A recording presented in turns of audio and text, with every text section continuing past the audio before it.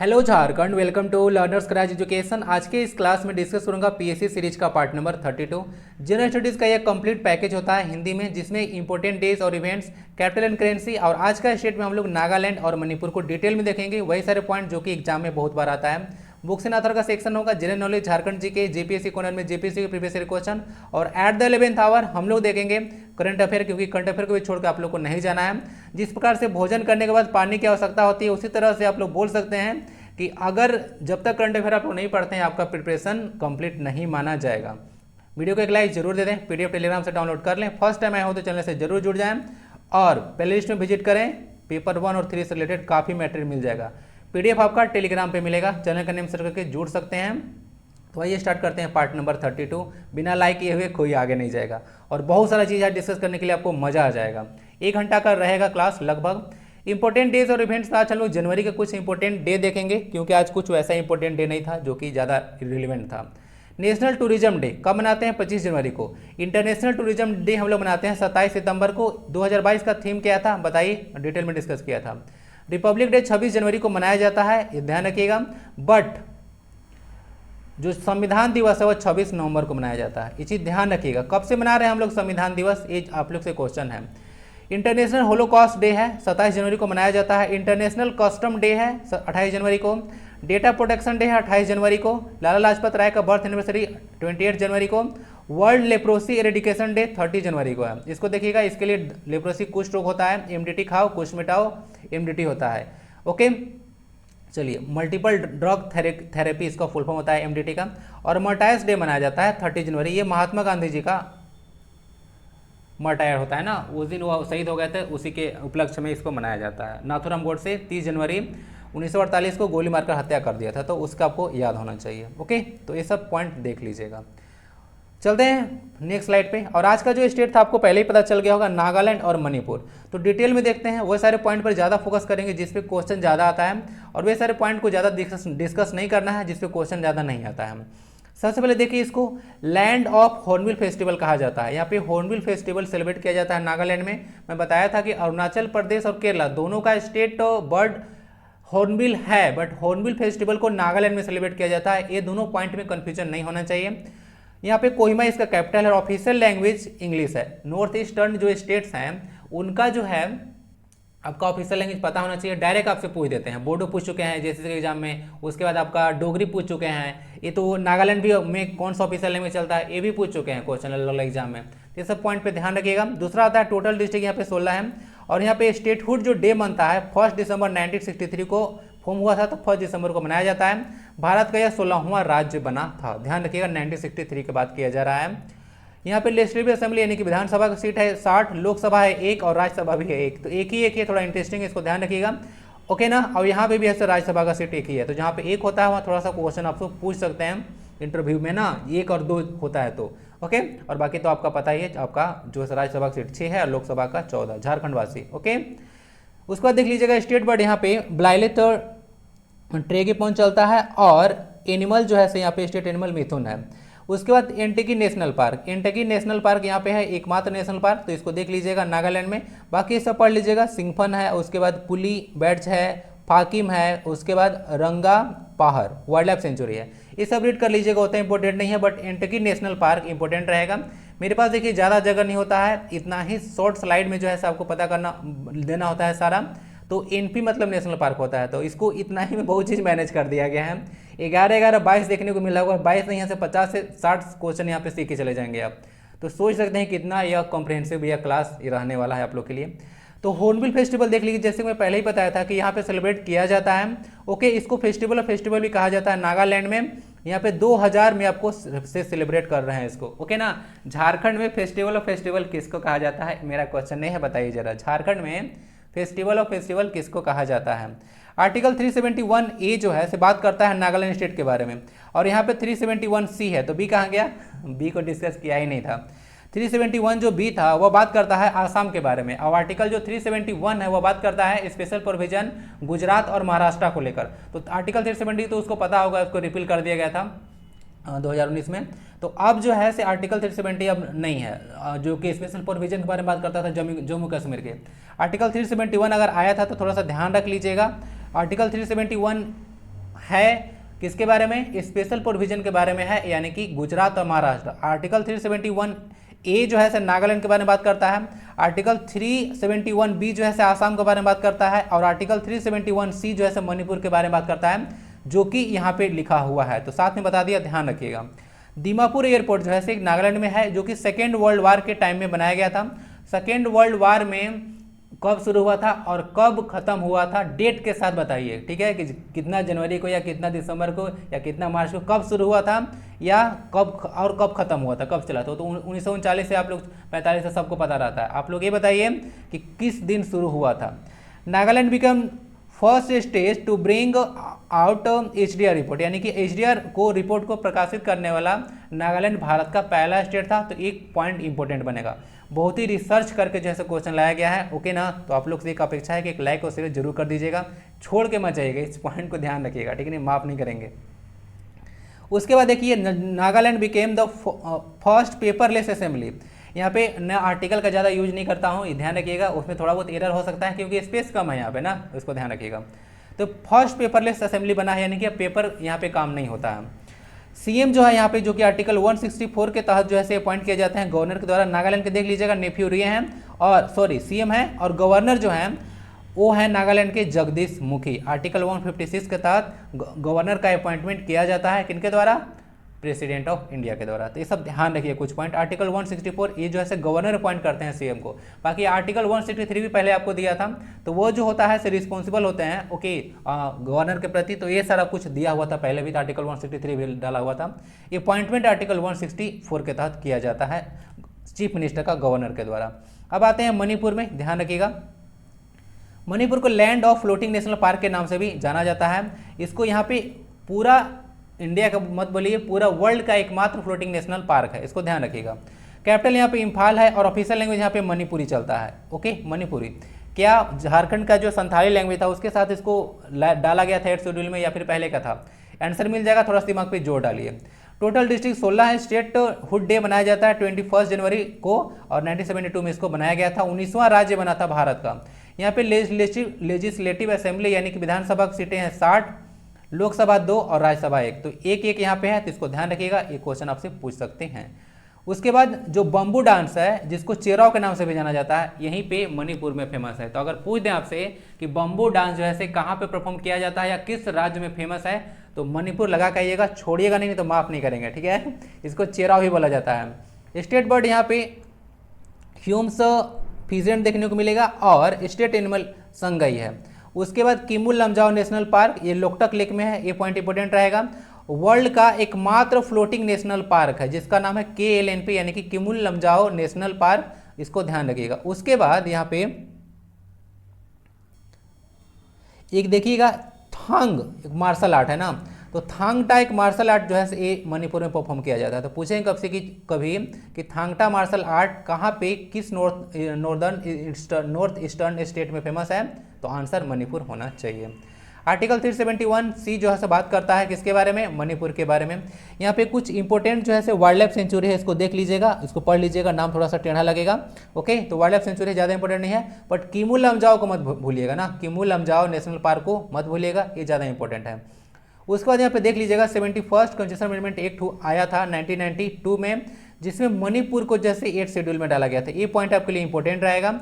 तो आपको पता होगा कि संविधान जब ओरिजिनली 8वां शेड्यूल में टोटल पहले 14 लैंग्वेज था, उसके बाद 1967 में सिंधी लैंग्वेज डाला गया, ओके, जिस समय 21वां संविधान संशोधन किया गया। उसके बाद 71वां संविधान संशोधन किया गया 1992 में, उसमें 3 लैंग्वेज मणिपुरी, नेपाली और एक कोंकणी, 3 लैंग्वेज को डाला गया। उसके बाद सबसे लास्ट में 2003 में आया 92वां संविधान संशोधन, उसमें 4 लैंग्वेज को डाला गया, जिसमें आपका आता है बोडो, डोगरी, मैथिली और संथाली, जो कि झारखंड का संथाली है 2003 में। तो ये आपको इस तरह से टोटल 22 और का सफर हो गया। 14 से एक पहले बताया था 1967 का, और 3 यहाँ बताया था 1992 में और 2003 में। तो इस तरह से टोटल आपका 22 लैंग्वेज हो गया, शेड्यूल लैंग्वेज, ओके। नेपाली है बट इंग्लिश नहीं है, इस पॉइंट को ध्यान रखिएगा। उसके बाद कुछ और पॉइंट देखा जाए तो यहाँ पे पटकई रेंज ना, पटकई रेंज जो है पास करता है मणिपुर से, नागालैंड से, मिजोरम से और त्रिपुरा से। तो पटकई रेंज देखने को मिलेगा, एक माउंटेन रेंज। तो पूछेगा कौन कौन से स्टेट से पास करता है, तो मणिपुर से, नागालैंड से, मिजोरम से और त्रिपुरा से। सीएम है मणिपुर का एन बीरेन सिंह और गवर्नर है मणिपुर का ला गणेशन। ओके, तो ध्यान रखिएगा, ये सब इंपॉर्टेंट जानकारी हो गया। अगर मैं कुछ इंपॉर्टेंट चीज़ मैं बताऊं आपसे, चर्चा करूं मणिपुर के बारे में, तो यहाँ का दो पर्सनालिटी काफ़ी इंपॉर्टेंट है, जिनका नाम है इरोम चानू शर्मिला, तो ICS है, याद रखिएगा। और एक है मैरी कॉम। तो इरोम चानू शर्मिला और मैरी कॉम काफ़ी इंपॉर्टेंट पर्सनालिटी हैं। ये सपा का काफ़ी ज़्यादा विरोध करती हैं। Armed forces special power act जो था 1958 का है, उसी समय जिसमें DRDO को और बोल सकते हैं कि नासा का फॉर्मेशन हुआ था उसी ईयर में, यानी कि 1958 में इस एक्ट को लाया गया था, जिसके तहत यहाँ पे देखिएगा आर्मी को काफ़ी ज़्यादा पावर मिल जाता है। तो कभी कभी इसका मिसयूज भी करते हैं। इसको लेकर जो इरोम चानू शर्मिला है, एक सोशल वर्कर है, काफ़ी विरोध करते हैं, तो न्यूज में रहता है। ये मणिपुर से बिलोंग करते हैं। और मैरी कॉम को तो आप लोग जानते होंगे, एक बॉक्सर हैं। इन पर एक मूवी बन चुका है अनब्रेकेबल, अब इनका ऑटोबायोग्राफी भी देखने को मिलेगा अनब्रेकेबल, ध्यान रखिएगा इसको, ठीक है। मैरी कॉम बॉक्सिंग से रिलेटेड है, मणिपुर से है। ये चूड़ा चांदपुर, ये तो इनका तो विलेज इंपॉर्टेंट है, ये भी अलग एग्जाम में पूछ चुके हैं ना। तो इतना सारा था, देख लीजिएगा। बाकी डिस्कस कर देते हैं इसका मैप में लोकेशन। नागालैंड को देख लीजिएगा। मैं पहले ही यहाँ पे जो नॉर्थ ईस्टर्न स्टेट था, पहले तो झारखंड का सारा जो जितना स्टेट था, नेबरिंग स्टेट पाँचों के पाँचों कवर कर चुका हूँ। उसके बाद नॉर्थ ईस्टर्न स्टेट में गया था, तो आसाम को और अरुणाचल प्रदेश को कवर कर चुका हूँ। उसके बाद यहाँ पर नागालैंड है, तो नागालैंड को कितने स्टेट टच करते हैं, तो इधर देखिएगा, यहाँ पे इधर से अरुणाचल प्रदेश है, यहाँ पे आसाम है और इधर से मणिपुर है। तो 3 स्टेट यहाँ पे नागालैंड को टच करते हैं। उसी तरह से मणिपुर को भी यहाँ से देखिए 3 स्टेट टच करेंगे। एक तरह का इधर नागालैंड हो गया, उसके बाद यहाँ पे आसाम हो गया और यहाँ पे हो गया मिजोरम। ओके, तो 3 स्टेट इसको भी टच करते हैं, मणिपुर को। ओके, तो लोकेशन देख लीजिएगा सारा। ओके, तो यही सारा है। तो कैसा लगा बताइएगा जरूर डिस्कशन। तो ये सारा ना चीज़ आपको एग्जाम में कहीं ना कहीं पूछा जाएगा, तो फालतू चीज़ डिस्कस नहीं कर रहा हूँ। एक बहुत ही कॉम्प्रिहेंसिव क्लास में अलग तरीका से, मुझे नहीं लगता है कि इस तरह का लेक्चर आपको कहीं भी प्रोवाइड कराया जा रहा होगा। तो एक अपने आप में एक अलग तरह का लेक्चर है। उसके बाद और झारखंड का तो छोड़िए दीजिए कहानी।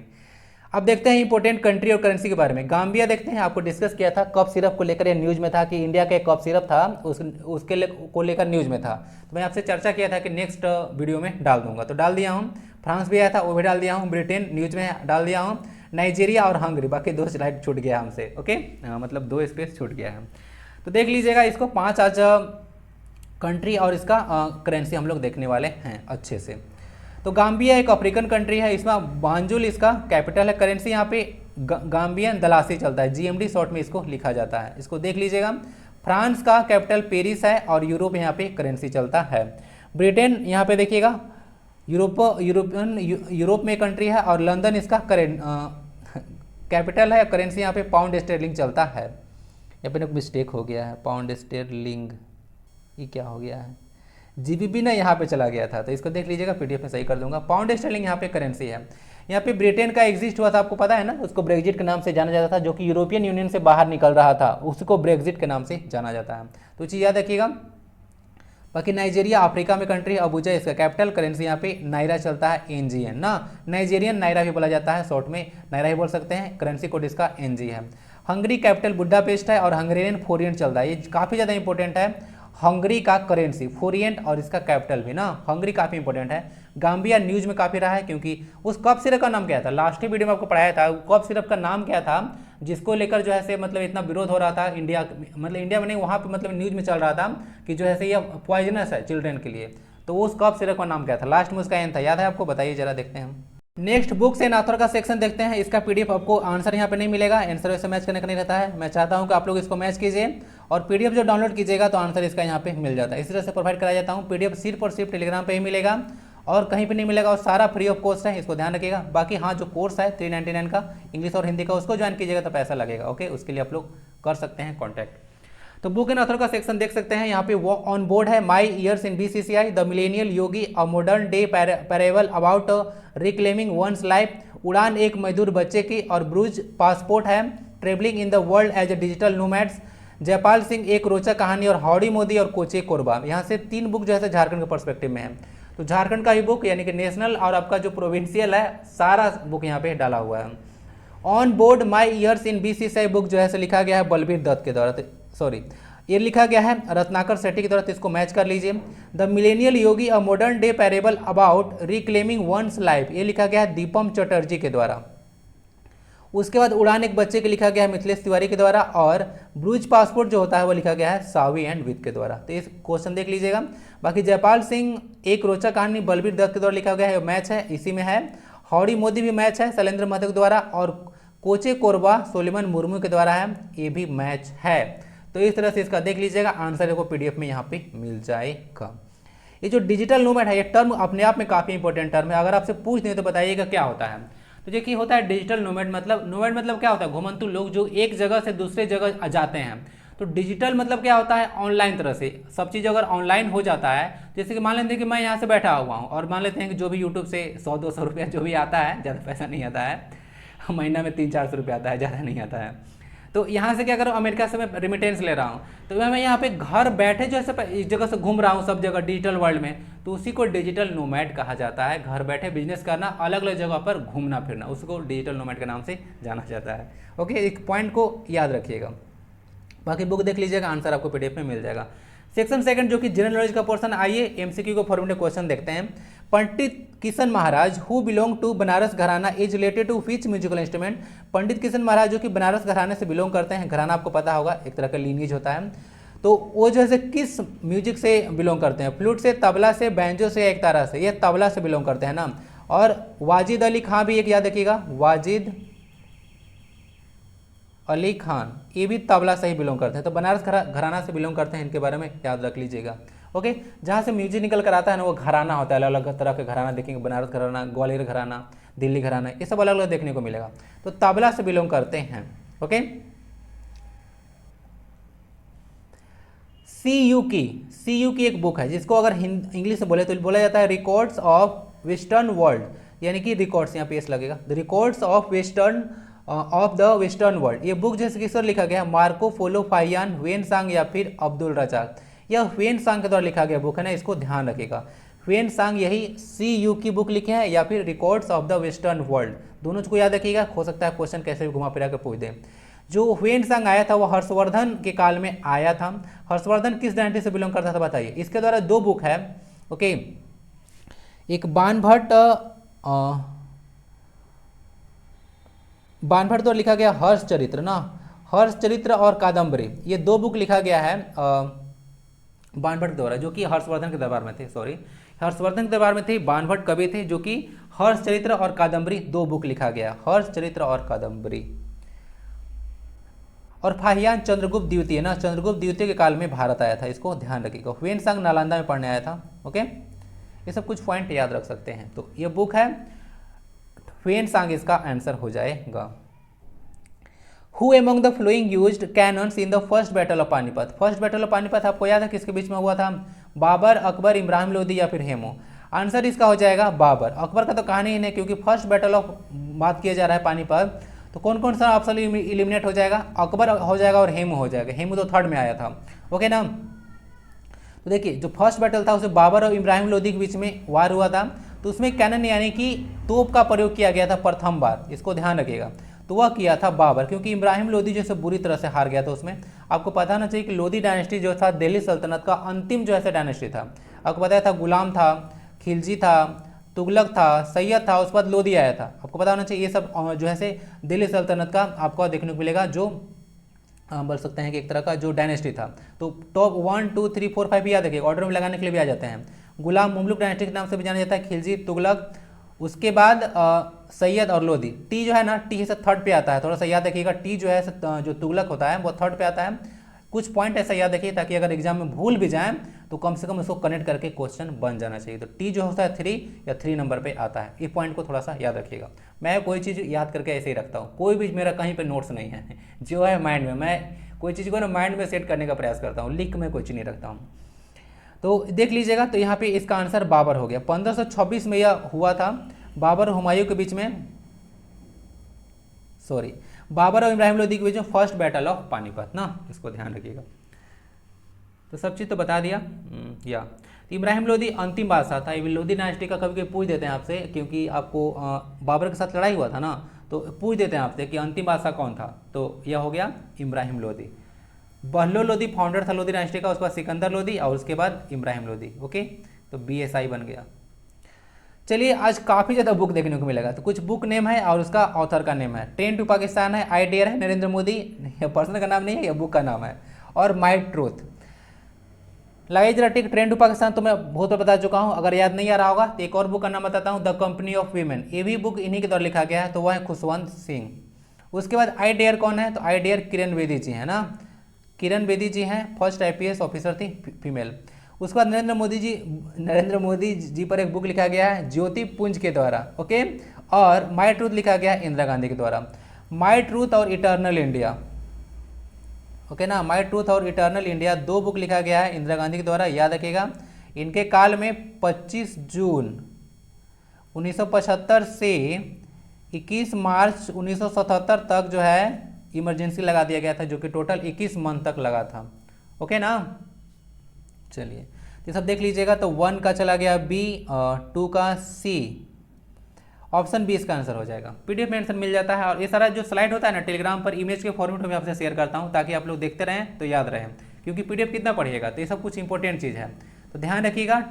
माई ट्रूथ और इटर्नल इंडिया दो बुक बता दिया, आई डेयर किरण बेदी का है, ट्रेन टू पाकिस्तान और द कंपनी ऑफ वीमेन, ये दो बुक है खुशवंत सिंह का। नरेंद्र मोदी ज्योति पुंज बुक लिखे हैं, मतलब ज्योति पुंज जी जो है बुक लिखे हैं, नाम है Narendra Modi. Which of the following rivers of India does not originate from the western Ghat, इनमें से कौन सा रिवर जो है वेस्टर्न घाट से ओरिजिनेट नहीं होता है। अगर मेरा लेक्चर को आप लोग ध्यान से सुन रहे होंगे तो इस क्वेश्चन का आंसर मिल जाएगा, क्योंकि जिस समय मैं छत्तीसगढ़ स्टेट को डिस्कस कर रहा था उस समय जैसे इस क्वेश्चन को मैं बताया था, याद आ रहा है।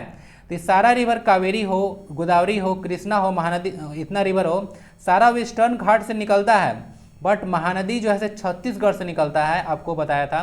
तो ये रिवर जो है वेस्टर्न घाट से नहीं निकलता है, तो ध्यान रखिएगा, ये आपको बताया था। Reverse originating from the western Ghats Godavari है, कावेरी है, कृष्णा है, उसका देख लीजिएगा थामीरा प्राणी है, उसके बाद तुंगभद्रा रिवर है। ये सब कुछ जो है रिवर है जो कि वेस्टर्न घाट से निकलते हैं। और महानदी जो है से आपको बताया था सिहावा एक प्लेस है छत्तीसगढ़, वहीं से महानदी रिवर निकलती है। और महानदी रिवर पर अभी एक और क्वेश्चन आने वाला है करंट अफेयर का ना, वहाँ पे डिस्कस भी करेंगे इसको, ओके। इसका एक डिस्ट्रीब्यूटरी और ट्रिब्यूटरी, इसका भी बात करेंगे, ओके, जो कि एक ही है, कैसे है बताऊंगा, अभी चर्चा करूंगा। इंटरेस्टिंग क्वेश्चन लगा मुझे वो। तो आंसर इसका महानदी हो गया। गोदावरी रिवर साउथ का रिवर है, ओके, साउथ की गंगा इसको कहा जाता है, सबसे लॉन्गेस्ट रिवर देखने को मिलेगा। और इसमें आपको पता होगा गोदावरी में एक नासिक से निकलती है, त्र्यंबकेश्वर की पहाड़ी है वहाँ से निकलती है, और इस पर कुंभ का मेला भी लगता है। कुंभ का मेला पूरे भारत में 4 जगह लगता है, एक तो गोदावरी हो गया नासिक महाराष्ट्र में, छिपरा के तट पर लगता है उज्जैन मध्य प्रदेश में, एक हो गया आपका हरिद्वार में उत्तराखंड में, और एक लगता है इलाहाबाद आपकी संगम में, जहाँ पे गंगा यमुना और सरस्वती है। आंसर इसका गोदावरी का। गोदावरी रिवर का लेंथ कम से कम आप लोग याद रखिएगा, ज़्यादा रटना नहीं है, 1465 जो है किलोमीटर है, ओके। 1465 किलोमीटर ज़्यादा नहीं है, कैसे नहीं है, 1365 मीटर याद है ना आपको, पारासात पहाड़ी की ऊंचाई, तो ये मीटर में है तो 100 किलोमीटर में याद रखिएगा, 100 बढ़ाकर, तो इसे कनेक्ट कर लीजिएगा, थोड़ा सा आइडिया मिल जाएगा, ओके। ओके चलते हैं क्वेश्चन नंबर नेक्स्ट पर। महानदी इसका आंसर हो गया। एक पॉइंट याद रखिएगा, जो वेस्टर्न घाट है वह 6 स्टेट से गुजरता है ना। मैप देखिएगा इंडिया का, थोड़ा सा वेस्टर्न जो कोस्ट है वो याद करिए उसको। गुजरात से स्टार्ट कीजिए, गुजरात आया, महाराष्ट्र आया, कर्नाटक आया, गोवा आया, केरला आया और तमिलनाडु, यही 6 स्टेट से वेस्टर्न घाट पास करता है, ओके। चलिए कुछ अब यहाँ पे एटॉमिक पावर प्लांट है इंडिया में, और उसका लोकेशन कहाँ पे है मैच कीजिए। डायरेक्ट आपसे कभी कभी पूछ देते हैं। तारापुर है, जिसको जैतापुर भी कभी कभी बोल सकते हैं, मतलब एक और है जैतापुर और तारापुर। उसके बाद कुंदकुलम है, उसका नरौरा, काकरापार, रावत भाटा और कैगा, मैच कीजिए जरा। देखिए तारापुर और जैतपुर है, या महाराष्ट्र में देखने को मिलेगा, आपको पता होगा महाराष्ट्र में है। उसके बाद कुंडकुलम है या कल्पक्कम, दो चीज़ें के कुंडकुलम और कल्पकम, जो के है के से याद रख लीजिएगा, ये जैसे तमिलनाडु में पड़ता है। तो यह जो है कुंडकुलम और कल्पक्कम, ये आपका तमिलनाडु में है। तमिलनाडु कहाँ गया, ऑप्शन नंबर ए। उसके बाद नरौरा यूपी में है,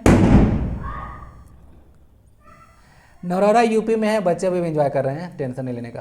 काकरापार एटॉमिक पावर प्लांट है, काकरापार गुजरात में है। उसके बाद रावत भाटा राजस्थान में है, और कैगा कर्नाटक में देखने को मिलेगा। तो ये सब मैच कर लीजिए जरा, 1 का ई, 2 का ई, ऑप्शन नंबर डी चला जाएगा, इसको देख लीजिएगा। स्लाइड के फॉर्मेट में भी इसको टेलीग्राम पे शेयर करता हूँ, तो इसको देखते रहिएगा। तो ये सब चीज़ याद रखिएगा, डायरेक्ट आपको मैच करने के लिए आता है। एक आपसे क्वेश्चन है, जो कुंडकुलम न्यूक्लियर पावर प्लांट है वह किस देश की सहायता से है, आंसर रसिया होगा, इसको ध्यान रखिएगा। नेक्स्ट लगता है फिर से एक कुछ इंपॉर्टेंट प्रोविजन है, अभी आपको पता होगा जो म्यूनिसिपैलिटी का इलेक्शन भी होने वाला है झारखंड में, जो कि बिना ओबीसी रिजर्वेशन के होगा, तो ये आपके लिए इंपॉर्टेंट है। तो यहाँ पे कुछ इंपॉर्टेंट आर्टिकल है, ये सब चीज़ आपको कहीं देखने को नहीं मिलेगा, बहुत ही रिसर्च करके सब क्वेश्चन बनाया जाता है, ये सब ध्यान रखिएगा। ये जो कंटेंट है वो कहीं भी नहीं मिलेगा ओके, ये सब ध्यान रखिएगा, ये नहीं मिलेगा, इससे डिफरेंट मिल सकता है। प्रोविजन इन द कॉन्स्टिट्यूशन, मैं ऐसा क्यों बोल रहा हूँ क्योंकि मैं सुबह से लगा हुआ हूँ, तो मुझे पता है ना कि कैसे कैसे तैयार कर रहा हूँ। तो प्रोविजन इन द कॉन्स्टिट्यूशन जो है से, और आर्टिकल कंसर्न देख लीजिए, 33% जो रिजर्व सीट है वुमेन के लिए जो कि पंचायत में है, वह कौन सा आर्टिकल बात करेगा, power and responsibility of the panchayat, उसमें कौन सा आर्टिकल है, इलेक्शन ऑफ द पंचायत कौन सा आर्टिकल है, और म्यूनिसिपैलिटी जो है से कौन सा आर्टिकल में आता है। तो सबसे पहले जो 33% जो रिजर्व सीट होता है वुमेन के लिए, इतना ध्यान रखिएगा, आर्टिकल 243C बात करता है। Power and responsibility of the panchayat article 243G में मेंशन है, और इलेक्शन ऑफ पंचायत ये काफ़ी ज़्यादा इंपॉर्टेंट है 243K ना। और उसके बाद जो म्यूनिसिपैलिटी का मेंशन है वह आया है 243P से लेकर 243ZG तक, ये आर्टिकल काफ़ी ज़्यादा इंपॉर्टेंट है, ध्यान रखिएगा। तीसरे से अगर मैच करने चाहिएगा तो 1 का C हो गया, 2 का B, 1 का C, 2 का B, 3 का A, यानी कि ऑप्शन नंबर इसका आंसर B हो जाएगा, इसको देख लीजिएगा। ओके, तो इस तरह से आपको मैच कर लेना। 33% रिजर्व सीट होता है वुमेन के लिए पंचायत इलेक्शन में, तो आर्टिकल 243C बात करता है। अब इसको भूलिएगा तो भूलिएगा मत, C किस नंबर पे आता है, 3rd नंबर पे आता है, तो यहाँ से 33 याद रखिएगा।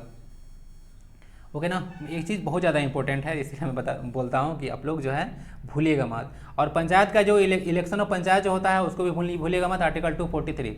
झारखंड जो इलेक्शन कमिश्नर उनका नाम DK तिवारी है ना, DK तिवारी अभी वर्तमान में इलेक्शन कमिश्नर हैं झारखंड के। आंसर इसका B हो गया। Which of the following is known as the lion of parliament, इनमें से किस प्राणी को लायन ऑफ पार्लियामेंट के नाम से जाना जाता है, अटल बिहारी वाजपेयी, डॉक्टर श्यामा प्रसाद मुखर्जी, लाला लाजपत राय या फिर जयप्रकाश नारायण। सही आंसर हो जाएगा यहाँ पे डॉक्टर श्यामा प्रसाद मुखर्जी। यह जैसे भारतीय जनसंघ के संस्थापक थे ना, याद रखिएगा, जो कि बाद में आपको पता होना चाहिए 6 अप्रैल 1980 को बीजेपी का फॉर्मेशन हुआ था। तो यही जो भारतीय जनसंघ था ना, वही जाकर बीजेपी बाद में बना था। लाल कृष्ण आडवाणी और अटल बिहारी वाजपेयी जैसे लीडर जो है से बीजेपी को फाउंड किए थे। ओके, इसीलिए अटल पेंशन योजना ऐसे बहुत सारे आपको स्कीम देखने को मिलेगा। ओके ना, जिसको देख लीजिएगा। लाला लाजपत राय एक इंपॉर्टेंट पर्सनालिटी हैं, ये एक बुक लिखे हैं अनहैप्पी इंडिया, इसको याद रखिएगा। जयप्रकाश नारायण को आप लोग क्या बोलते हैं, इनको जो है JP के नाम से जाने जाते हैं। 1974 में आपको पता होना चाहिए बिहार आंदोलन हुआ था। ओके ना, चलिए, जिसमें आपको कुछ पता होना चाहिए, बिहार आंदोलन चला था जो कि इंदिरा गांधी का काफ़ी ज़्यादा विरोध हुआ था, और इस पर जो है से JP आंदोलनकारी हैं, उनको लेकर पेंशन भी ऐसे स्कीम शुरू किया गया था, जो कि बिहार पहला स्टेट था और झारखंड दूसरा। तो पूछेगा कि JP आंदोलनकारियों के लिए पेंशन शुरू करने वाला झारखंड कौन सा राज्य है, तो आंसर लगाइएगा दूसरा राज्य। ओके, तो भूलिएगा मत ये सब चीज़ को। बाकी जो देश बंधु के नाम से कौन जाने जाते हैं, कौन है, CR दास। और CR दास एक और इम्पोर्टेंट पर्सनालिटी है, बहुत इंपॉर्टेंट। अलीपुर जो बम कांड हुआ था 1908 में, उसमें ये जो वकील यही थे, CR दास। ओके ना, देश बंधु के नाम से जाना जाता है। और दीन बंधु किनको बोला जाता है, वह CF एंड्रयूज को बोला जाता है, CF एंड्रयूज। सारा पॉइंट नोट करते जाइएगा, बहुत ही इंपॉर्टेंट चीज बता रहा हूँ। In which of the following district of Bihar the river Ganga first enters. देखिए यह क्वेश्चन अब BSc से उठाया गया है। ओके, बिहार SSC का एग्जाम था, उससे क्वेश्चन में उठा लिया था इसको, मुझे लगा कि इंपॉर्टेंट क्वेश्चन है, आपको पता होना चाहिए। In which of the following district of Bihar the river Ganga first enters. Gopalganj, Rohtas, Buxar या फिर सिवान। एक प्लेस है जीरेदेई बोला गया है, आंसर इसका बक्सर होगा ना। सिवान जीरेदेई एक इंपॉर्टेंट प्लेस है, क्यों, क्योंकि जो फर्स्ट प्रेसिडेंट ऑफ इंडिया जो आए थे राजेंद्र प्रसाद, वो कहाँ से थे, वो बिहार से थे। तो बिहार में जो है सिवान डिस्ट्रिक्ट से ही थे, जीरेदेई प्लेस है ना, इतनी याद रखिएगा, ये काफ़ी इंपॉर्टेंट क्वेश्चन बनेगा, पूछा जाता है, बिहार वालों से ही नहीं, इंडिया में भी पूछा गया है। ओके, तो फर्स्ट जो प्रेसिडेंट थे वो बिहार से आए थे, और जो फर्स्ट जो प्राइम मिनिस्टर आए थे वह उत्तर प्रदेश से आए थे। ये सब कुछ चीज़ पता होना चाहिए, आंसर इसका बक्सर हो गया। ओके, चलते हैं क्वेश्चन नंबर नेक्स्ट की ओर। बक्सर का युद्ध कब हुआ था, 1764 में, किन के बीच हुआ था ये बताइए। RBI was establish in 1935 at Kolkata, Mumbai, Chennai या दिल्ली। आप लोग ने क्वेश्चन में कंफ्यूज कर जाएंगे। RBI का देखिएगा 1935 में फॉर्म किया गया था कोलकाता में, बट अभी इसका हेडक्वार्टर मुंबई में है। तो 1937 में इसका हेडक्वार्टर को ना मूव कर दिया गया था, ये पॉइंट आपको पता होना चाहिए 1937 में। ओके, तो आंसर इसका ए हो गया, कोलकाता में फॉर्म किया गया था। लेकिन अभी जो है वर्तमान में हेडक्वार्टर पूछेंगे तो कोलकाता मत लगाइएगा, ये अभी मुंबई है। 1937 में ऐसा कारनामा किया गया था। आरबीआई आपको पता होगा बैंकों का बैंक है, यानी कि सब बैंक का पापा है। ओपन मार्केट ऑपरेशन जो है से परफॉर्म किया जाता है इसके द्वारा। ओपन मार्केट ऑपरेशन, खुली बाजार प्रक्रिया जिसको बोलते हैं। गवर्नमेंट जो सिक्योरिटीज होता है उसका सेल किया जाता है इसमें ना, इसको ध्यान रखिएगा। बाकी फिर बिटकॉइन को लेकर ये ना जैसे आरबीआई न्यूज में आया है, क्योंकि बिटकॉइन एक डिजिटल करेंसी है, तो डिजिटल करेंसी को रेगुलेट जो है से आरबीआई ही करता है, इसको ध्यान रखिएगा। पहला जो डिजिटल करेंसी था वो बिटकॉइन था, इसको 2008 में लॉन्च किया गया था। ओके,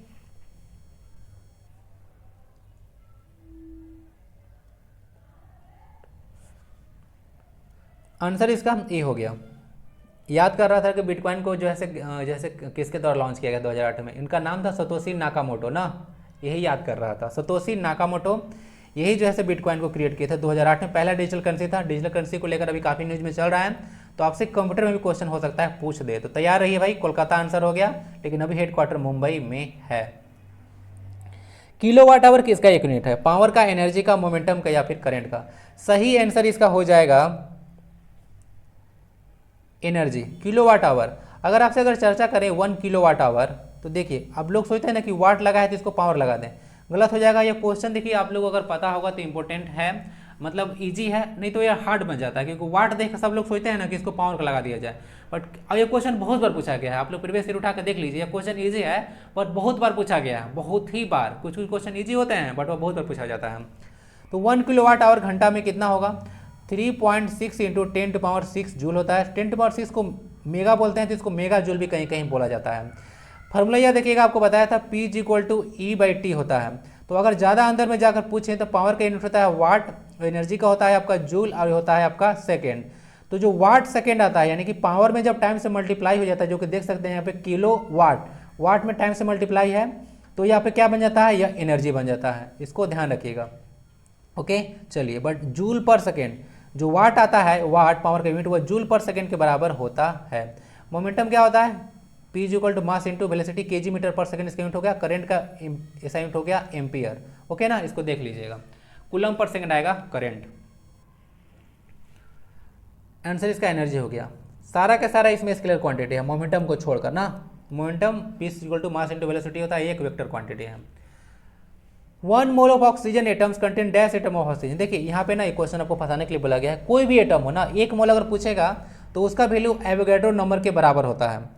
तो 6.022 या कहीं कहीं 023 भी दे सकते हैं, 10⁻23। ध्यान रखिएगा 6.22 रहेगा तो आंसर नहीं होगा, 022 या 23 होना चाहिए।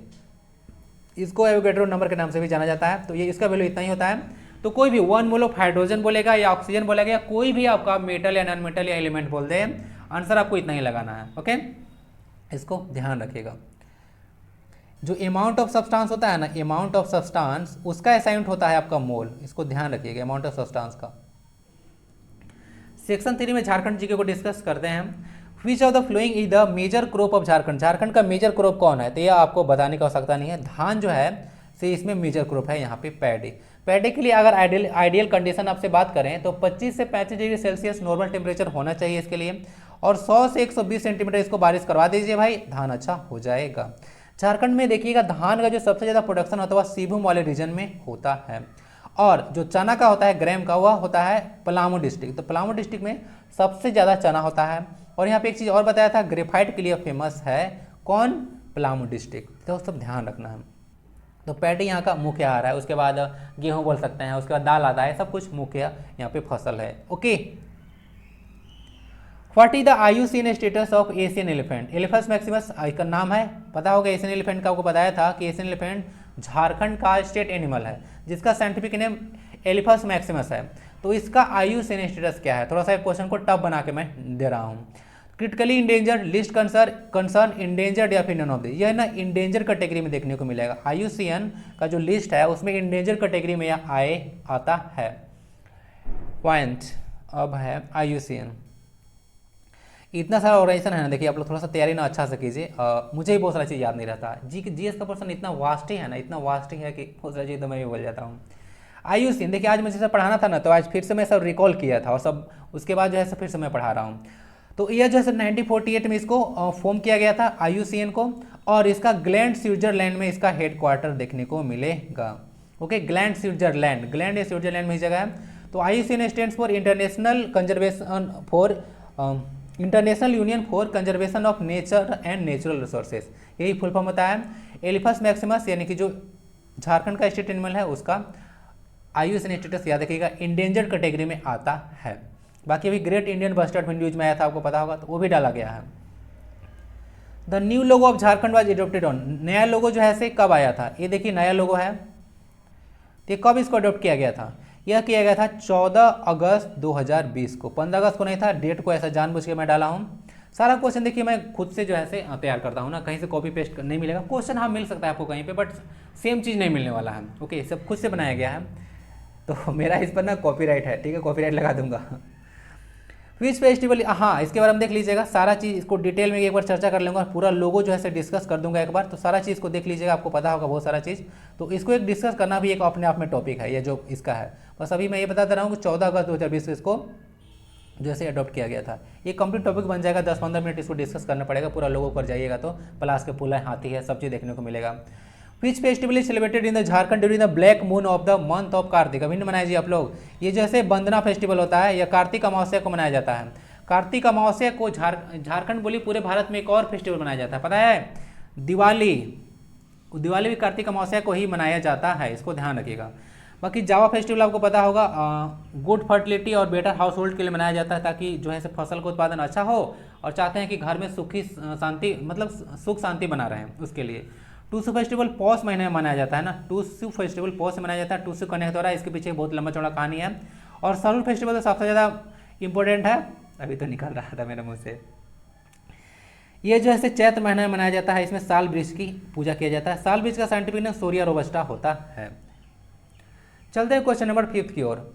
विच of the following is not correctly match, इनमें से कौन जो है करेक्टली मैच नहीं है। बैद्यनाथ टेम्पल है देवघर में, झारखंड धाम गिरिडीह, सन टेम्पल रांची में है, जगन्नाथ टेम्पल रांची में, हल्दी घाटी टेम्पल गुमला में, तपोवन रामगढ़।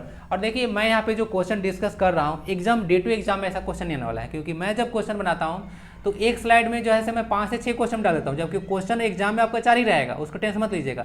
मैं यहाँ पे आपको प्रैक्टिस करवा रहा हूँ, तो प्रैक्टिस में जितना नंबर ऑफ क्वेश्चन दूंगा उतना ही आपके लिए फायदा रहा, क्योंकि देखिए मुझे ना उस चीज़ में कोई इंटरेस्ट नहीं है कि जो है डेली जैसे लेक्चर छोटा छोटा करके बना रहा हूँ। जितना मैं लेक्चर पढ़ा रहा हूँ ना, इतना मटेरियल आपको 3 क्लास से कम में कोई नहीं प्रोवाइड कराएगा। जितना मैं पढ़ा दिया आज, कम से कम तो 3 क्लास इसमें लेंगे ही पढ़ाने में, इतना मटेरियल कोई नहीं प्रोवाइड कराने वाला है। तो मेरा उसका मैटर नहीं होता है, एक क्लास में ज़्यादा से ज़्यादा इन्फॉर्मेशन प्रोवाइड किया जाए, जितना ज़्यादा इन्फॉर्मेशन रहेगा उतना ज़्यादा सिलेक्शन के चांसेस रहेगा।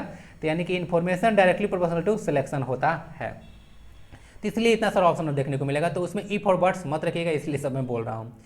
सन टेम्पल रांची का है, उसके बाद हल्दी घाटी टेम्पल गुमला में, और तपोवन रामगढ़ में।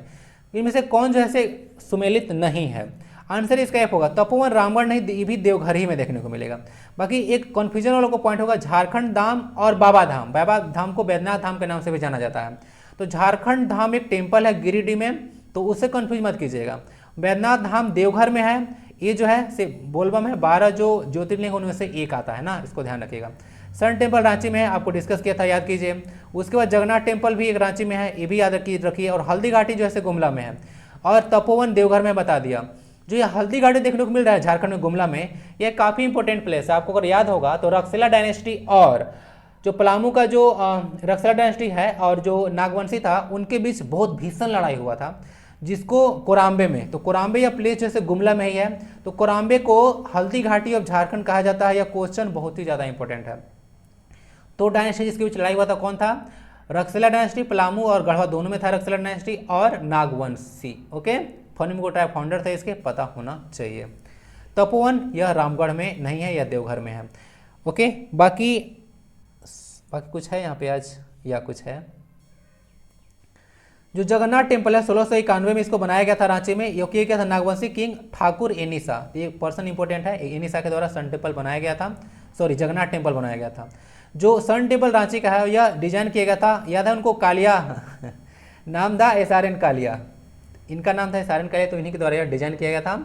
बताया था आपको कि रांची जमशेदपुर रूट पे है यह टेम्पल ना, इसको याद रखिएगा। वैली याद है आपको, तैमार वैली, भूल जाते हैं आप लोग, देख लीजिएगा आंसर इसका F हो गया। लालकी घाटी एल्सो नोन एज चुट्टूपल्ली घाटी is located in which district? Khunti, Ranchi, Ramgarh या दुमका? यह रामगढ़ में देखने को मिलेगा।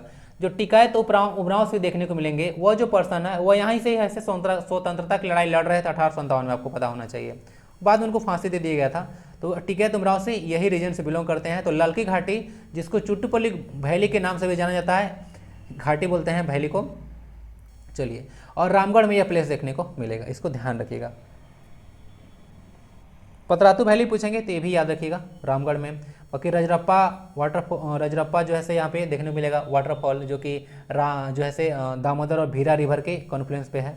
और यहाँ पे माँ छिन्नमस्तिका मंदिर का भी जो है से मंदिर है, माँ छिन्नमस्तिका। रामगढ़ कब बनाया गया था इसको?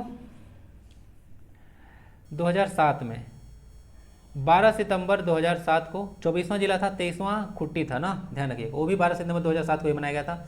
रामगढ़ बना था हजारीबाग से और खुट्टी बना था रांची से। Head of community in Kharia tribe called, जो खड़िया जनजाति में मुखिया जो होता है उसको क्या कहा जाता है? परगनैत, मांझी, राजी पाढ़ा या फिर ढोकलो सोर? उसको ढोकलो सोर के नाम से जाना जाता है, ध्यान रखिएगा। परगनैत ने आपको संथाल जनजाति में देखने को मिलेगा। अब ये संथाल जनजाति में आप लोगों को पता होगा, पूरा जो जनजाति है झारखंड में, उसमें सबसे कठोर जो दंड है वो होता है बिटलाहा। तो बिटलाहा करने का जो अधिकार होता है ना, वो परगनैत के पास ही होता है। ये चीज़ याद रखिएगा आप लोग। बाकी झारखंड में जितना भी जनजाति है, उसका पूरा झारखंड की जनसंख्या में 26.3% वेटेज है ना, ये तुम ध्यान रखिएगा। और सबसे बड़ी जनजाति संथाल है, जो कि 34% आते हैं। संथाल के बाद उरांव आता है, उसके बाद संथाल के बाद उरांव, उसके बाद मुंडा, फिर हो, ये सब कुछ जनजाति देखने को मिलेंगे। ओके, तो ढोकलो सोर शासन व्यवस्था अगर पूछ देगा तो इसको याद रखिएगा, यह खड़िया जनजाति का है ना, ढोकलो सोर शासन व्यवस्था। ऐसे भी क्वेश्चन आपसे पूछे जाते हैं। देखिए, झारखंड जी के से क्वेश्चन आपको अगर जेपीएससी लेवल तक नहीं जाइएगा तो क्वेश्चन बहुत सी बेसिक टाइप से क्वेश्चन आएंगे। कुछ सारा क्वेश्चन तो आसान नहीं पूछेंगे, बट बहुत सारे क्वेश्चन बेसिक टाइप से पूछेंगे, तो उसको ध्यान रखिएगा। और कंटेम्पर भी अपडेट करूंगा, don't worry about that. Which of the following is note, एक इंसान कितना करेगा, इतना तो कर रहा हूँ। विच of the following is note a music of Jharkhand, इनमें से कौन सा झारखंड का संगीत नहीं है? पटाकली लिखा हुआ है, मर्दाना झूमर, जनानी झूमर और कोम कटिंग। तो कोम कटिंग जो है से एक म्यूजिक नहीं है, यह एक आर्ट का फॉर्म है। इस तरह से क्वेश्चन आपको छाटने के लिए देते हैं कि कौन जो है से म्यूजिक है या कौन आर्ट है। ओके, सोराई कोबर भी यहाँ का आर्ट है, जो कि 2020 में इसको जीआई टैग का दर्जा मिला था। यह एक मुरल आर्ट है, यानी कि सीधे दीवार पर बनाया जाता है। बाकी मर्दाना झूमर और जो जनानी झूमर है, यह नागपुरी लोक नृत्य है ना, इसको ध्यान रखिएगा। नागपुरी लोक नृत्य है, नागपुरी ऑस्ट्रो एशियाटिक भाषा से बिलोंग करता है, यह इसको सादरी भाषा भी बोला जाता है। कोम कटिंग एक आर्ट का फॉर्म है, ये लिखा हुआ है, बता दिया। In which year Birsa agriculture university was set up in Jharkhand, Birsa agriculture university कब सेटअप किया गया था? आंसर इसको याद रखिएगा, 1981 में बिरसा एग्रीकल्चर यूनिवर्सिटी फॉर्म किया गया था। आइए डिटेल में कुछ चर्चा करते हैं। ये जो वाइस चांसलर है बिरसा एग्रीकल्चर यूनिवर्सिटी के, ओंकार नाथ सिंह हैं। आइए देखिए डिटेल में, ये स्लाइड में मैं तो फ्यूचर के लिए भी इसको सेव करके रखने वाला हूँ और आपके साथ भी शेयर कर दूंगा। कुछ झारखंड में यूनिवर्सिटी देख लीजिए और उसका इस्टेब्लिशमेंट कब हुआ था और उसका लोकेशन। रांची यूनिवर्सिटी 12 जुलाई 1960 को हुआ था, डेट इंपॉर्टेंट है, लोकेशन तो रांची में, कहने का आवश्यकता है नहीं। बिरसा एग्रीकल्चर यूनिवर्सिटी 26 जून 1981 को हुआ था, कांके रांची में हुआ है। कांके वही प्लेस है जहाँ से कर्क रेखा गुजरती है। कर्क रेखा भारत के टोटल 8 राज्यों से होकर गुजरती है।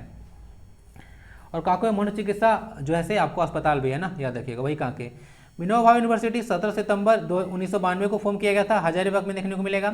सीधो कानून यूनिवर्सिटी 10 जनवरी 1992 को फॉर्म किया गया था, दुमका में देखने को मिलेगा, जो कि अरे यार सेकेंड कैपिटल है ना, देखिए आपका इंग्लिश भूल गया। सेकेंड कैपिटल इसको झारखंड का है और यह संथाल पर नाम पड़ेगा, इसको ध्यान रखिएगा, दुमका। कोल्हान यूनिवर्सिटी 13 अगस्त 2009 को चाईबासा में देखने को मिलेगा। और नीलांबर पेदम यूनिवर्सिटी यह 17 जनवरी 2009 बनाया गया था, मेदिनीनगर में देखने को मिलेगा। यह पलामू का हेडक्वार्टर है, पलामू गढ़वाल लातेहार, पलामू जो डिवीजन उसमें 3 डिस्ट्रिक्ट आते हैं, उसी का हेडक्वार्टर मेदिनीनगर, तो वहीं पे देखने को मिलेगा। और सेंट्रल यूनिवर्सिटी झारखंड में 2009, यह रांची में है। ये झारखंड का सेंट्रल यूनिवर्सिटी काफ़ी इंपॉर्टेंट है। जितने भी सेंट्रल यूनिवर्सिटी होते हैं उसका वाइस चांसलर देखने को मिलेंगे आपको प्रेसिडेंट ऑफ इंडिया। और जितने भी यहाँ पे स्टेट में यूनिवर्सिटी होते हैं उसके चांसलर कितने होते हैं, उसके चांसलर आपको माने होते हैं गवर्नर। इसलिए देखिएगा ना, जो एनुअल फंक्शन होता है उसमें गवर्नर को अलग अलग जो है आपको यूनिवर्सिटी में बुलाया जाता है, तो वहाँ पे सर्टिफिकेट का वितरण उनके द्वारा किया जाता है। ये चीज़ याद रखिएगा। बाकी रांची यूनिवर्सिटी कैंपस में ये खांची एफएम आया है 90.4 एफएम ना, जिसको खांची एफएम 90.4 था। अब मुझे फ्रीक्वेंसी अब अचानक से मैं भूल गया, छोड़ दीजिए इसको फ्रीक्वेंसी, बट खांची एफएम यहीं पे आया था। अभी 1-2 मिनट के बाद याद आ जाएगा वो, तो डिस्कस कर दूंगा। Top 3 states in the terms of coal reserve in India are. बोला जा रहा है कि जो टॉप 3 स्टेट के बारे में बताना है जो कि कोल रिजर्व सबसे ज़्यादा है। इसका आंसर देख लीजिएगा, सबसे ज़्यादा झारखंड है, सेकंड पे छत्तीसगढ़ और उसके बाद ओडिशा। सबसे ज़्यादा कोल रिजर्व देखने को मिलेगा। पूरा मिनरल का 40% अकेले झारखंड में है। कोल का लगभग बताया था आपको 28% रिजर्व यहाँ पे है, 26% आयरन ओर का, 18% यहाँ पे कॉपर का यहाँ पे डिपॉजिट है। ओके, इसको ध्यान रखिएगा। और भी झारखंड जो है नंबर 1 में है बहुत सारी चीज़ों में, जैसे लाख के उत्पादन में झारखंड नंबर 1 है। और जो एक अभी नहीं बताऊंगा ओके, तो इतना चीज़ याद रखिएगा, आंसर इसका सी हो गया। अब देखिए जो भारत है ना, वहाँ पे पूरा वर्ल्ड, पूरे विश्व का जो है सबसे ज़्यादा जो कोल रिजर्व है वो उसी नंबर पे हम लोग चौथे स्थान पर आते हैं, यानी कि चौथा सबसे बड़ा जो है कोल रिजर्व वाला देश है भारत। CNT एक्ट 1908 का CNT एक्ट है, was passed by under which section of Indian council act 1892। Indian council act का जो 1892 का कौन सा सेक्शन था जिसके तहत से CNT एक्ट को मान्यता दिया गया था। ये क्वेश्चन इंपॉर्टेंट बनेगा। CNT एक्ट और SPT एक्ट ये काफ़ी इंपॉर्टेंट बन चुका है जब से Draupadi Murmu ji president of India बनी हैं। ध्यान रखिएगा, JPC में तो क्वेश्चन बनेगा ही बनेगा। अगर सर लोकल मतलब वनडे टाइप के एग्जाम पूछे नहीं पूछे, JPC में क्वेश्चन तो डिटेल में पूछने वाले हैं, देखिएगा इसको। आंसर इसका हो जाएगा सेक्शन नंबर 5 ना। ध्यान रखिए, जो सेक्शन 5 है वही जो है बात करता है CNT एक्ट के बारे में। तो जो इंडियन काउंसिल एक्ट का 1892 का जो धारा 5 था वही धारा जो है CNT एक्ट को लागू करने में हेल्प किया था। और 1949 का SPT एक्ट हो गया, इसको भी याद रखिएगा।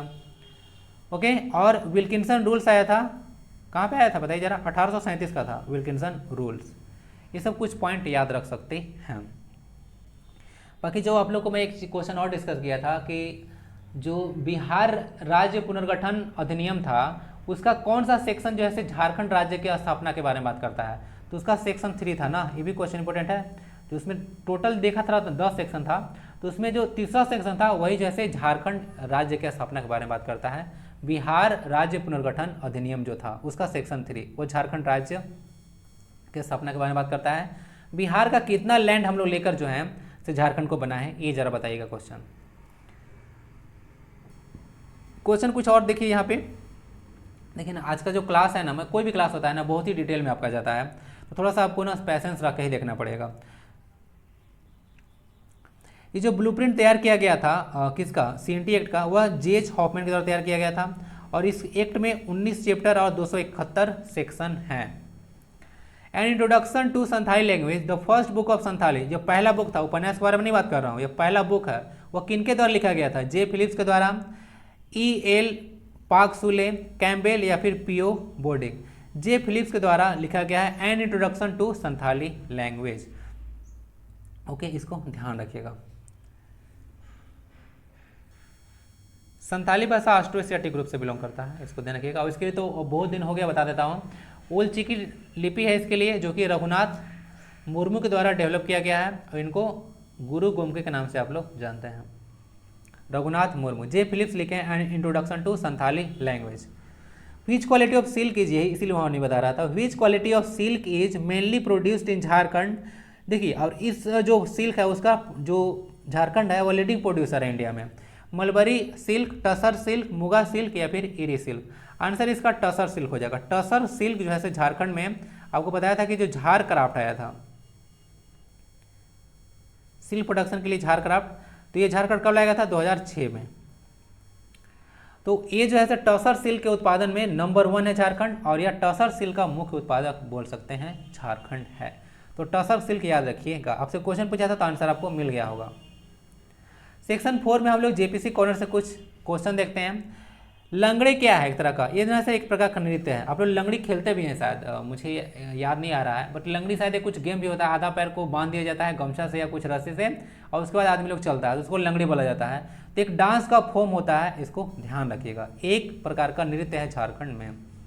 झारखंड नहीं है, लंगड़ी जो है आपका मेन रूप से छत्तीसगढ़ में देखने को मिलेगा। तो आपसे क्वेश्चन पूछ दिए थे, पेपर 2 का यह क्वेश्चन था, जेपीएससी 2016 का पेपर 2 का होगा यह क्वेश्चन। तो ये छत्तीसगढ़ में मेन रूप से परफॉर्म किया जाता है। कजली इज अ सॉन्ग संग ड्यूरिंग, कजली किस समय गाया जाता है? टाइम पास करने का कोई मतलब नहीं है, यह रेनी सीजन में गाया जाता है।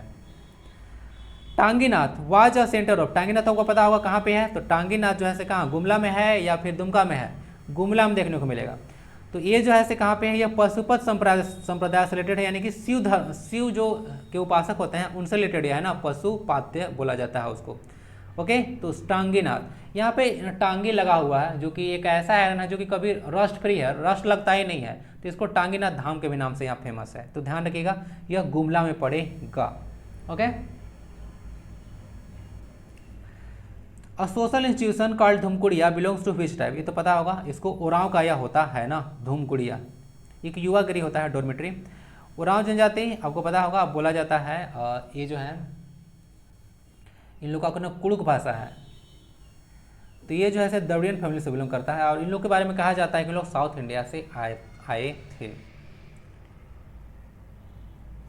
सेक्शन 5 में काफ़ी ज़्यादा चीज़ डिस्कस करने के लिए इसीलिए मैं डिटेल में नहीं जा रहा हूँ।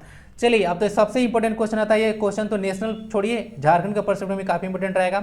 एमएस धोनी जी के द्वारा एक जैसे ड्रोन लॉन्च किया गया है, उसका नाम है ड्रोनी, नाम है उसको, ड्रोन को ड्रोनी कर दिया गया है धोनी से, ठीक है। एक गरुड़ा एरोस्पेस के द्वारा बनाया गया है, तो अंदर में जाकर पूछेंगे तो बोल दीजिएगा गरुड़ा एरोस्पेस के द्वारा ड्रोनी लॉन्च किया गया है। यह एक ऐसा मेड इन इंडिया है कैमरा ड्रोन है। बेस्ट परफॉर्मिंग स्टेट का जो अभी अवार्ड मिला था रोड एक्सीडेंट में, वो है तमिलनाडु। जो थर्ड कॉर्पोरेट पैसेंजर ट्रेन जो इंडिया का है वह है काशी महाकाल एक्सप्रेस, इसको ध्यान रखिएगा। जो काशी महाकाल एक्सप्रेस है वह जो है थर्ड कॉर्पोरेट पैसेंजर ट्रेन है इंडिया का। तो यह देखिए, कॉर्पोरेट मतलब व्यापार करने के लिए ट्रेन है, तो इसको थोड़ा सा देखिएगा। पहला दूसरा कौन है क्वेश्चन बताइएगा। 5T plan was started by Delhi, 5T है, 5T का फुल फॉर्म क्या होता है ये बताइए। ये जैसे दिल्ली में काफ़ी पोल्यूशन होता है, जैसे ही विंटर आएगा दिल्ली में देखिएगा कितना हो हल्ला होने लगेगा अभी तुरंत। तो कोविड-19 को टैकल करने के लिए 5T प्लान जो है से लॉन्च किया गया है। या 5T का मतलब क्या होता है ये बताइए आप लोग। बाकी कुछ इंपॉर्टेंट पॉइंट डिस्कस कर देता हूँ। भारत में आपको ना 12 ज्योतिर्लिंग देखने को मिलेंगे, तो उसमें पहला जो है ना आपको देखने को मिलेगा केदारनाथ, ये पहला है। उसके बाद दूसरा आता है काशी विश्वनाथ टेम्पल, केदारनाथ उत्तराखंड में देखने को मिलेगा। काशी विश्वनाथ टेम्पल आपको पता है ना कहाँ पे, ये बनारस में देखने को मिलेगा। उसके बाद अभी हाल में एक टेम्पल था महाकालेश्वर टेम्पल, याद होगा आपको, मध्य प्रदेश का। तो वह जो है तीसरा जो है भारत का ज्योतिर्लिंग है ना, इसे ध्यान रखिएगा। उसके बाद जो ग्रेट इंडियन बस्टर्ड अभी न्यूज में आया था, यह कहाँ का स्टेट बर्ड है, क्वेश्चन आपको पूछ देंगे। तो ये राजस्थान का है, अब न्यूज में आ चुका है। आयुषन स्टेटस इसका है क्रिटिकली इंडेंजर्ड, तो क्रिटिकली इंडेंजर्ड कैटेगरी में यह आता है। जबकि आपका जो एशियन एलिफेंट था झारखंड का स्टेट एनिमल, वह इंडेंजर्ड कैटेगरी में है। देखिए, अभी चोलिस्टन एक डेजर्ट रीजन था पाकिस्तान में, तो पोचिंग के चलते यह न्यूज में आ गया था। तो न्यूज में आया था तो कहाँ पे पोच हो रहा है वो सब क्वेश्चन आपसे नहीं पूछेंगे। ये क्वेश्चन आपसे पूछेंगे कि स्टेट बर्ड राजस्थान का क्या है और उसका आयुषन स्टेटस क्या है। International union for conservation of nature and natural resources, इसका फुल फॉर्म होता है। जो सी जिनपिंग है आपको पता होना चाहिए, इनको एक उपाधि मिला है अभी पीपल्स लीडर का, चाइनीज भाषा में इसको रेन मिन लिन ज्यू बोला जाता है। ये चाइनीज लैंग्वेज, इसको देख लीजिएगा। रेन मिन भी आपका करेंसी भी चलता है युआन। कॉफ़ी जो है हार्वेस्ट किया जाता है जनरली दिसंबर के मंथ में, अभी देख लीजिएगा। प्रोडक्शन जो है 30% जो है लेस हो चुका है, जिसके चलते ये न्यूज में आया था। कर्नाटका जो है कॉफ़ी का लीडिंग प्रोड्यूसर है, इसको ध्यान रखिएगा। हेट स्पीच जो है अगर पूछ देंगे कि आईपीसी का कौन सा सेक्शन है जिसके तहत जो है हेट स्पीच आता है, तो सेक्शन 505 याद रखिएगा। टोटल 511 जो है इसमें सेक्शन देखने को मिलेंगे आईपीसी का। और ये जो आईपीसी लाया गया था वो जो फर्स्ट लॉ कमीशन बैठा था टीबी मैकॉले के टाइम में 1860, उसी समय जो है आईपीसी जो है न्यूज मतलब आईपीसी का मतलब बोल सकते हैं कि कॉन्सेप्ट लाया गया था फर्स्ट लॉ कमीशन के द्वारा। इंडियन पिनल कोड होता है, बहुत सारी धारा हैं जिसमें 511 टोटल धारा है, तो अलग अलग धारा अलग अलग बात करता है। यहाँ पे हेट स्पीच के बारे में बात किया जा रहा था जो कि सेक्शन 505 है। तहरीके इंसाफ एक पार्टी है जो कि इमरान खान का है, आपको आइडिया होना चाहिए, इसे पता होना चाहिए। और पाकिस्तान का जो हाईएस्ट ऑनर है वह है निशान पाकिस्तान, निशान पाकिस्तान। और भारत का क्या है, भारत रत्न। एक ओल्डेस्ट पर्सनालिटी हैं जिनका नाम है, मतलब अभी ओल्डेस्ट पर्सनालिटी नहीं है, एक तो बोल सकते हैं कि बॉलन डी और अवार्ड मिला। यह जैसे फ्रेंच जो है फ्रांस के द्वारा दिया जाता है यह अवार्ड बेस्ट फुटबॉलर को, बॉलन डी और अवार्ड, इसको ध्यान रखिएगा। तो यह अवार्ड अभी करीम बेंजेमा को मिला है, रियल मैड्रिड टीम से खेलते हैं, तो 34 साल की उम्र में इनको मिला है, इसलिए ओल्डेस्ट पर्सन बन चुके हैं। तो ये पॉइंट आपके लिए इंपॉर्टेंट रहेगा, ध्यान रखिएगा। एक आप यहाँ पे देख लीजिए, यही महानदी के एक ट्रिब्यूटरी के बारे में बात करें या फिर डिस्ट्रीब्यूटरी के बारे में बात करें, ध्यान रखिएगा। ये जो होता है एक नाम है उसका सुकुपाइका, एक रिवर है जो कि महानदी का एक डिस्ट्रीब्यूटरी है, will be रेजुवेनेटेड in Odisha as per the direction of NGT. NGT होता है national green tribunal. Australia New Zealand के बाद भारत जो है तीसरा कंट्री बना था जो कि एनजीटी को स्थापना किया था 2010 में। वर्तमान में इसके चेयरपर्सन कौन है ये बताइए एनजीटी का, और किस तरह का बॉडी है यह बताइए। देखिए यहाँ पे ना मैं बात करना चाहूँगा सुकापाइका रिवर के बारे में, वहाँ चर्चा किया था। देखिए क्या होता है, जैसे कि मान लेते हैं कि एक महानदी रिवर है, बह रही है, ओके, ये रिवर महानदी जैसे तो बह रही है, इसको देख लीजिएगा। उसके बाद क्या हुआ ना कि यहाँ से थोड़ा सा कट के, ये जो नदी का जो अभी नाम लिया, ये यहाँ से कटा है ऐसे रिवर थोड़ा सा ऐसे, और टोटल 27 किलोमीटर टोटल लेंथ ऐसे कवर करता है, और ऐसे लेंथ कवर करते करते फिर से जैसे महानदी रिवर में ही आकर मिल जाती है। तो ये बोल सकते हैं कि यहाँ पे डिस्ट्रीब्यूटरी भी है, इसका आएगा ट्रिब्यूटरी भी बन गया। तो इसीलिए बोला था कि डिस्ट्रीब्यूटरी और ट्रिब्यूटरी दोनों जो है यहाँ पे रिवर है इसी का। तो इसी को रिजुविनेट करने का, यानी कि इसमें पानी नहीं है अब सूख गया है, तो इसको रिजुविनेट करने के बाद किया जा रहा है। अगर नदी अगर इसे मेन रिवर है यहाँ से, अगर वाटर जैसे इधर जाएगा तो आसपास को जो रीजन होगा ना एरिया, उसमें वाटर टेबल जो है इंक्रीज करेगा, तो लोगों को पानी की समस्या झेलना नहीं पड़ेगा। ये सब आपको पता होना चाहिए, सारा काम ये सब एनजीटी देखता है, नेशनल ग्रीन ट्रिब्यूनल। एक तरह का मेडे एक तरह का कॉन्सेप्ट होता है, क्या होता है बताता हूँ। जैसे कि मान लेते हैं कि जैसे लोग को पता होगा पायलट लोग एरोप्लेन उड़ाते हैं, तो वहाँ पे कोई इमरजेंसी कॉल किया जाता है तो उसको मेडे बोला जाता है ना।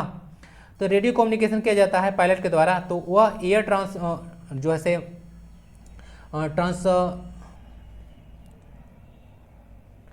ट्रांसपोर्ट चैनल होता है शायद ये कुछ ना, या इसी को थोड़ा देखेंगे इसका आईटीसी का फुल फॉर्म।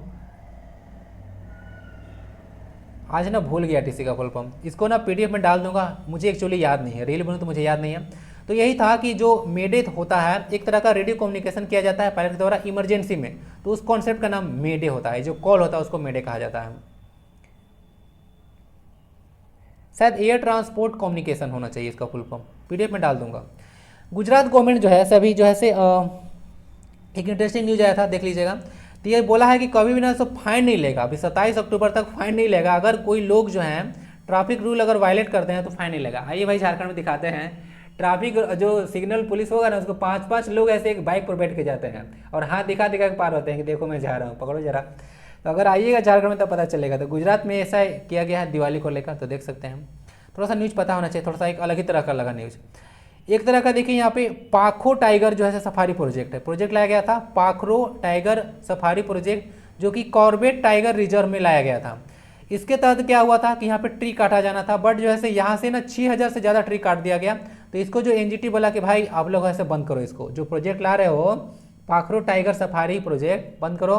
बोला था कि 163 ट्री काटना है और आप लोग 6000 से ज़्यादा ट्री काट दिए, तो इसके लिए इसको बंद कर दिया गया। कॉर्बेट टाइगर रिजर्व आपके लिए इंपॉर्टेंट है, 1936 में इसको बनाया गया था और ये भारत का पहला टाइगर रिजर्व था।